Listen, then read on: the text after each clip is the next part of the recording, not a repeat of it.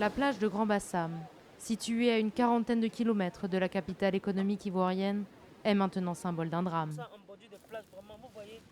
J'ai très mal. Et Birim Rose se donne corps et âme pour remettre Grand Bassam sur pied. Arrêtez de jeter les déchets plastiques en bordure de plage. C'est pourtant ici, il y a 7 ans, qu'elle a failli perdre la vie sous les balles de 3 terroristes. Le nettoyage collectif, une forme de thérapie pour les survivants. Pourquoi même on a lancé même l'ONG? C'est dû après l'attaque djihadiste du 13 mars 2016. Les plages étaient désertes. Il n'y avait plus personne à la plage. Tout le monde avait peur de venir à la plage.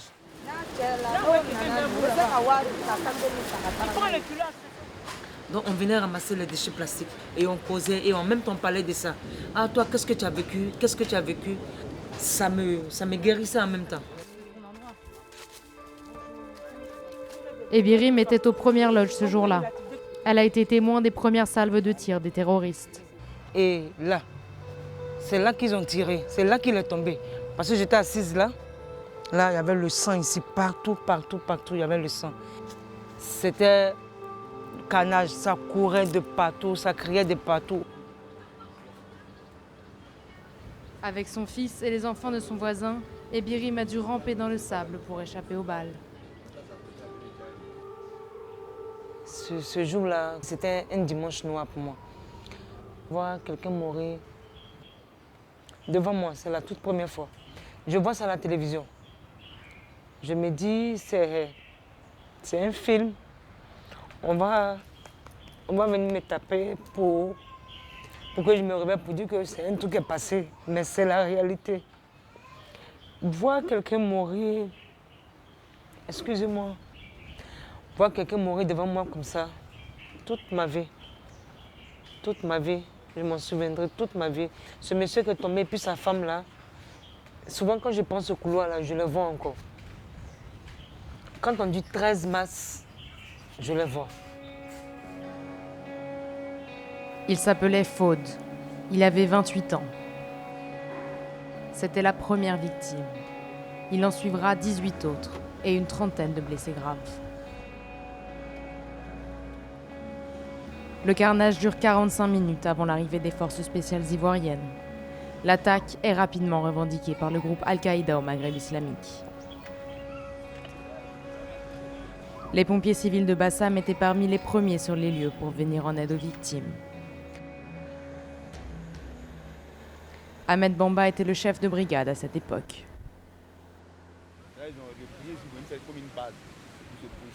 Maintenant, tout le monde fuyait pour aller là-bas. En un temps, la ville était vide. La ville même était vide. Les corps étaient étalés un peu partout au sol, comme si on passait après une guerre. On n'avait pas de véhicule d'intervention, c'est-à-dire d'ambulance. Donc, on a utilisé nos véhicules qui n'étaient pas faits pour intervention. Si d'autres conditions étaient presque, par exemple, étant proche du quartier France, le temps d'intervention allait être réduit, la prise en charge des victimes allait se faire plus vite et on allait peut-être sauver des personnes à cette personne. On est sorti encore. Comment c'était? Non, c'était trop stressant. En 2017, un an après l'attaque, Madame Bamba prend la relève à la tête de la caserne. Dès son arrivée, elle déplace le centre de commande au quartier France, à quelques centaines de mètres de la plage. Elle intègre 2 ambulances et un camion-citerne. Elle réapprovisionne le centre en matériel de premier secours et organise des formations spécifiques. La garde du jour rassemblée. Attention! Veuillez vous atteler à respecter l'application stricte. À la montée, à la prise de la garde, on fait l'inventaire. À la descente, on fait l'inventaire. Chef d'agrément, il y a un accident? Il arrive avec les choisis, on va partir rapidement. Les gars sont ici, tout est ici. Aujourd'hui, nous avons l'essentiel du matériel de premiers soins. Nous avons plus de moyens. Nous sommes vraiment dotés en moyens humains, en moyens logistiques. Vu que nous avons déjà été victimes d'un attentat, nous ne baissons donc pas les bras. Depuis ce moment, nous mettons l'accent sur la prévision, la sensibilisation et nous nous préparons au quotidien afin de ne pas être surpris.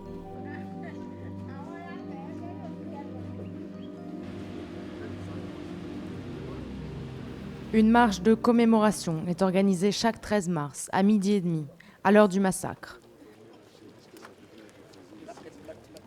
Les pompiers y participent tous les ans.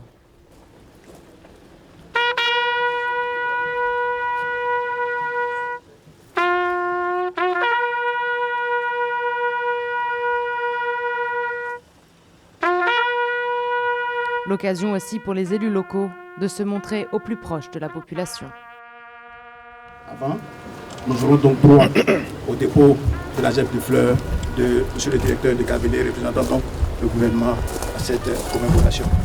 Sans plus tarder, nous observerons une minute de silence avec...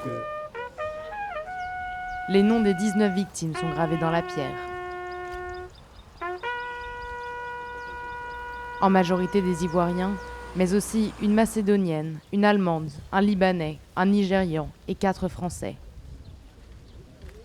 Pour le maire de Bassam, c'est aussi ce mode de vie international qui a été visé. Grand Bassam est un symbole, capitale des arts et de la culture en Côte d'Ivoire, une ville cosmopolite ouverte sur le monde depuis l'époque coloniale.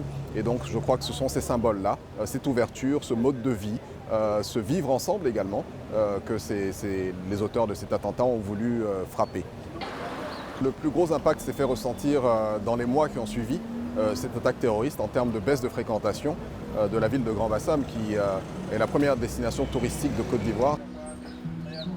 Pour relancer l'industrie du tourisme qui fait vivre Grand Bassam, l'État a mis en place une aide financière de 300 millions de francs CFA, soit 450 000 €. L'Étoile du Sud, hôtel emblématique de Grand Bassam, est l'un des plus touchés par l'attaque. Il a bénéficié de cette aide, mais pour la gérante Louise Martin, cette somme est insuffisante. Le chiffre d'affaires de l'hôtel a chuté de 80%. On n'a même pas de chambre occupée aujourd'hui. Je suis en contact permanent avec la clientèle. Ils ont toujours peur de venir, ils ont toujours peur d'être agressés. On est à la fermeture là. On n'a pas de moyens pour rénover notre hôtel, parce que c'est ça aussi. Parce que c'est ça. Il faut rénover, il faut donner encore une autre image, mais il faut avoir les moyens pour ça. Redorer l'image de Grand Bassam passe aussi par garantir la sécurité sur tout le territoire ivoirien. En 2017, les autorités ivoiriennes lancent un projet inédit, l'Académie internationale de lutte contre le terrorisme. Étendu sur 1200 hectares, ce centre de formation accueille environ 600 stagiaires par an, venant de l'Afrique tout entière. Vous n'avez pas eu de difficultés dans le port de combinaison? Est-ce que vous vous êtes senti à l'aise? Cette semaine, des stagiaires du Sénégal, du Bénin, du Togo et du Djibouti ont fait le déplacement. Chacun a sa propre manière de travailler, a sa propre logique de travailler. Donc on a trouvé un consensus, on a beaucoup discuté et c'était la répartition des tâches qui était vraiment très intéressante. Ok. Triplé! Après des cours théoriques, les stagiaires vont sur le terrain.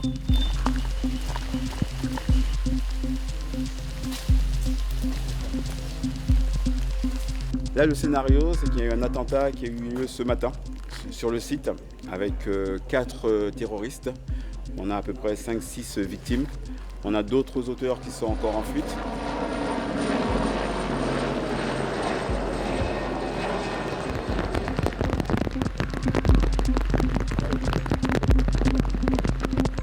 Même sous pluie battante, l'entraînement continue.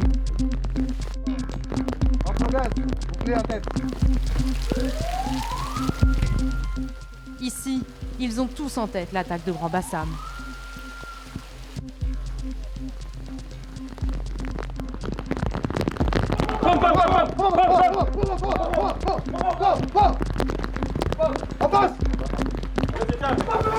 Couchez-vous. Couchez-vous. Un terroriste vert, 01 terroriste vert. Compound safe. Je suis en mesure de terminer ma mission, continuer ma mission. Des scénarios et modes opératoires en constante adaptation. Bassam était la première, mais depuis, la Côte d'Ivoire a été frappée par d'autres attaques terroristes. La plus sanglante était celle de Kafolo, à la frontière avec le Burkina Faso en 2020. 14 soldats ivoiriens y avaient été tués.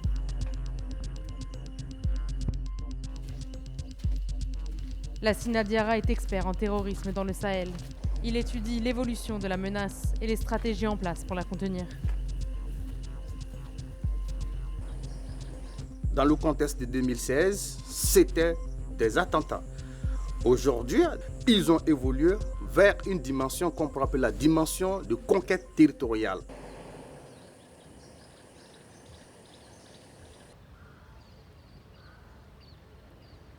Il faut se mettre dans une posture préventive plutôt qu'une posture réactionnelle. C'est vrai que le devant des pair, mais il faut essayer de mettre plus l'accent sur la posture préventive. C'est ce que l'État de Côte d'Ivoire essaie de faire aujourd'hui, d'où l'Institut de recherche stratégique au cœur de l'académie. En Côte d'Ivoire, la lutte contre le terrorisme se déroule aussi sur le plan judiciaire.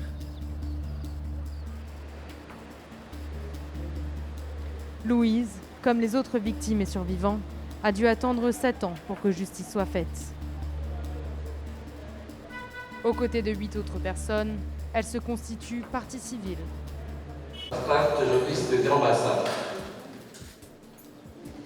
Sur les 10 accusés, seulement 4 sont présents au tribunal, considérés comme les petites mains de l'attaque.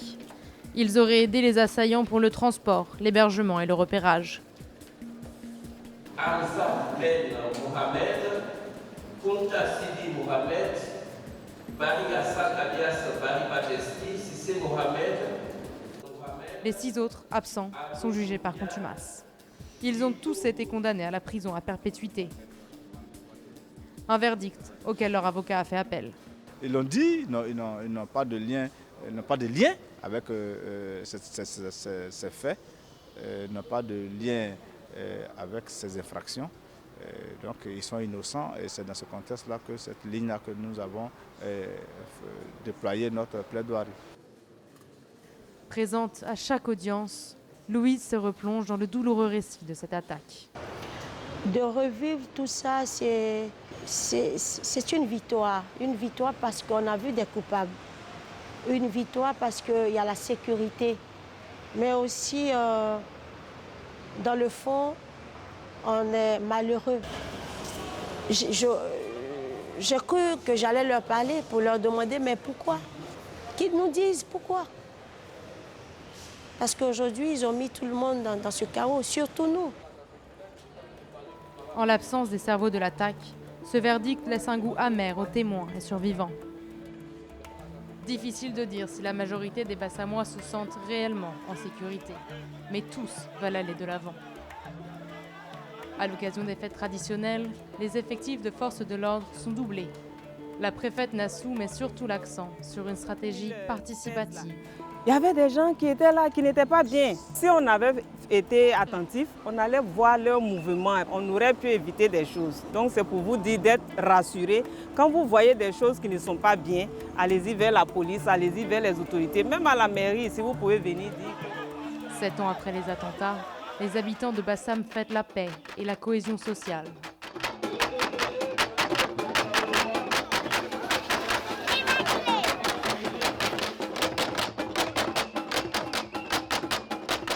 La jeunesse, il y a un peu tout le monde est là. Ça veut dire que Bassam revit. Bassam revit et ça fait plaisir.